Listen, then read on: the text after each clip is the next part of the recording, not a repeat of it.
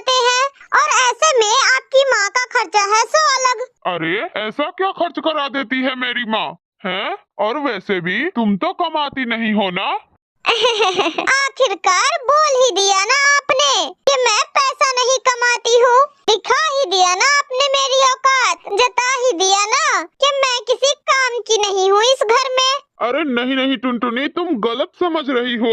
मेरा कहने का मतलब ये था कि तुम हर बात का इल्जाम मेरी माँ पे मत लगाया करो। तभी वहाँ बंटी कबूतर की माँ नीलो चिड़िया आ जाती है। अरे बेटा, इतना तेज आवाज में मत लड़ो तुम लोग, बाहर वाले सुन लेंगे। अरे माँ जी, सुन लेने दीजिए ना उन लोगों को भी, जरा उन्हें भी तो पता चले कि इस घर में आपकी वजह से दोनों पति पत्नियों के बीच कितना लड़ाई होता है। अरे बहू, मेरी वजह से?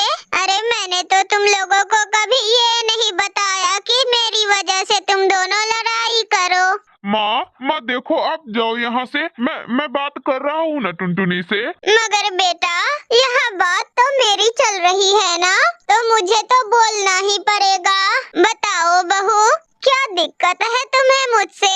अरे घर छोटा है, जगह कम है और फिर बंटी जी की तनख्वाह भी तो लाखों में नहीं है। अब हमसे आपका एक्स्ट्रा खर्चा उठाना मुश्किल हो रहा है माँ जी। आप कुछ महीनों के लिए अपने बड़े बेटे के यहाँ चले जाइए ना माँ जी।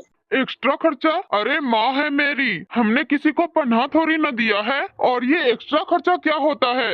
अच्छा तो सुनिए, जब हमको चाइनीज खाने का मन होता है तो फिर माँ जी के लिए भी सूप मंगवाना पड़ता है, ये एक्स्ट्रा खर्चा है। और घर की ईएमआई के साथ माँ जी की दवाई की भी चिंता करनी पड़ती है, ये भी एक्स्ट्रा खर्चा है। और माँ जी को हर रोज कोई न कोई बीमारी होती रहती है, इसी डर से हम कार नहीं खरीद रहे कि हॉस्पिटल में पैसे लग गए तो फिर हम कहाँ से लाएंगे।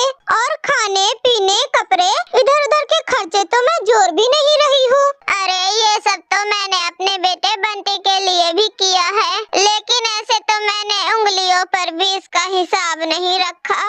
लो, अब आपने भी तो जता ही दिया ना। अरे अब कुछ दिनों के लिए किसी रिश्तेदार के घर क्यों नहीं चली जाती? खर्चा भी बचेगा और घर में शांति भी रहेगी। बंटी कबूतर टुनटुनी चिड़िया की ये बातें सुनकर गुस्से से आग बबूला हो जाता है और वो कहता है, अरे चुप हो जाओ टुनटुनी, अब बहुत हो गया तुम्हारा।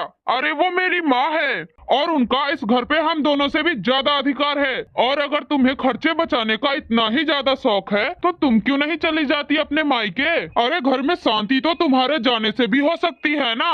टुनटुनी चिड़िया ने ये नहीं सोचा था कि बंटी कबूतर कभी उससे इस तरह इतनी तेज आवाज में बात करेगा।